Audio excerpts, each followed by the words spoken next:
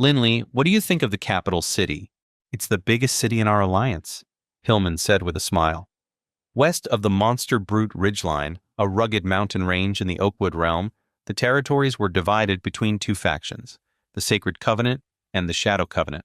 Leading the Sacred Covenant was the prominent Oakwood Kingdom, known for its influence and power.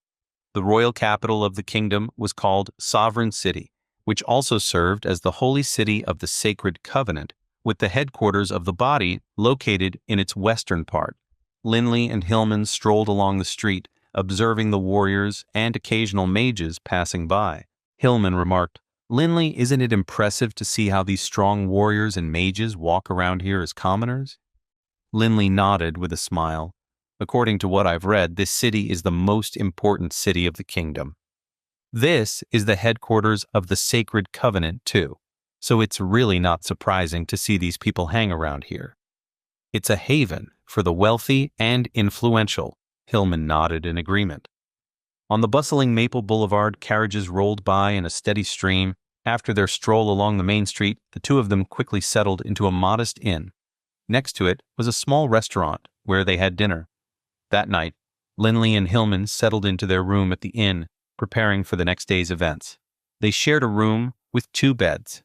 As soon as they entered the room, Nimbles jumped out from Linley's shirt pocket and immediately started squeaking around. "I know you're hungry. Eat up."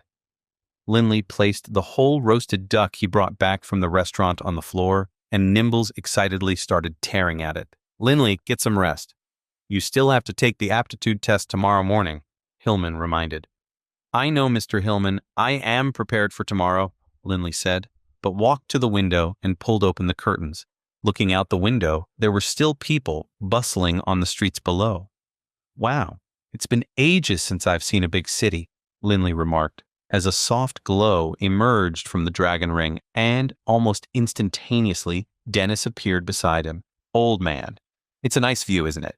Linley greeted him immediately. "Yes, it is. It's an amazing view. How do you feel about being in a big city?" Dennis asked with a smile. "I don't feel that much of a difference, if I'm being honest," Linley replied with a shrug.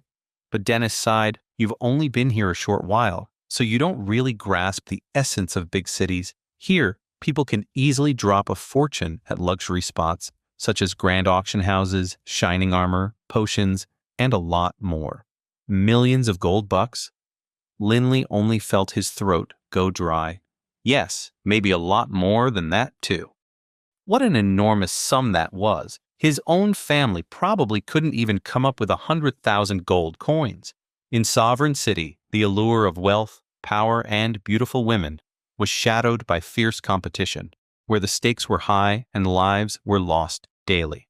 Bodies, sometimes even those of the nobility, were often discovered in the filthy alleys of the city's slums. To stand tall in this world, you need your own strength. Don't count on kindness from others. Everything is up to you alone. This is much different from the village you come from.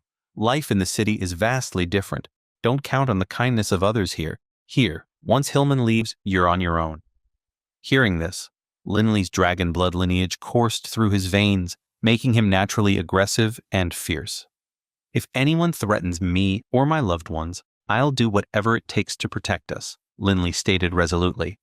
He understood clearly from his readings that showing mercy to enemies could be detrimental to oneself. "Spare an enemy and they might harm your family. I understand this. However, my current strength is still quite limited, and I get that I need to be more careful." Linley remembered the disdain some noble ladies had shown him when he first entered the city. In the eyes of the upper class, he was just a small-town visitor. With a calm smile, Linley got into bed, sat cross-legged, and began meditating to train his mental strength. At his core, Linley felt the steady pulse of his will force, a testament to his growing strength. According to Dennis's explanation, arcane energy appeared as mist for arcanists of the first 6 tiers. As the tier increased, the quality and density of the arcane energy improved. When an arcanist reached the 7th tier, their arcane energy transformed from mist to liquid, marking a major leap in their power. Transitioning from a 6th to a 7th tier 1 was a significant challenge, marking a pivotal transformation in the nature of arcane energy they possessed. Linley's dedication is impressive, and he even strengthens his mental resilience at night. Hillman observed Linley sitting cross-legged with his eyes closed and couldn't help but admire him. Mental resilience was crucial for both mages and warriors alike. Early the next morning, the verdant trail in the city's east gate was bustling.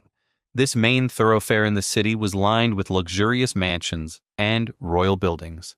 The tallest among them was a cathedral of the Sacred Covenant. That morning, a large crowd had gathered at the entrance of the Sacred Covenant's church. Most were dressed in formal attire, and numerous carriages nearly filled the plaza as nobles greeted one another. Linley and Hillman arrived at this time as well. "Mr. Hillman, there are so many people here today. They seem like nobles, and some of them have brought their children here as well," Linley said with a smile.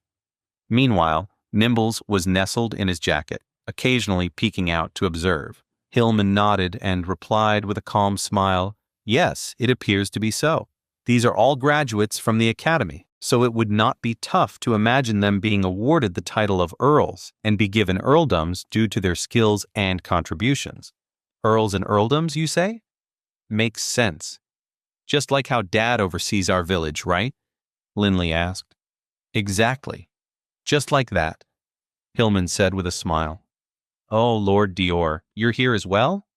"Heber, I'm here for my son, of course. Hess, come and meet Uncle Heber." In the distance, a group of nobles greeted each other. The registration fee for the magical aptitude test alone was 1,000 gold bucks. Once admitted to an academy, the tuition fees were even higher. Generally, the annual tuition at most magic academies was several hundred gold bucks. Ordinary families simply couldn't afford it, but if their children were admitted, nobles would often sponsor them. However, not all the academies had high tuition fees. For instance, Oakfield Institute, the premier magic academy, had a limited number of students and waived all tuition fees for members of the Sacred Covenant. After all, those who could enter Oakfield Institute were geniuses with limitless potential. Look at those peasants and rural folk, grasping at dreams far beyond their station. Some nobles sneered from a distance.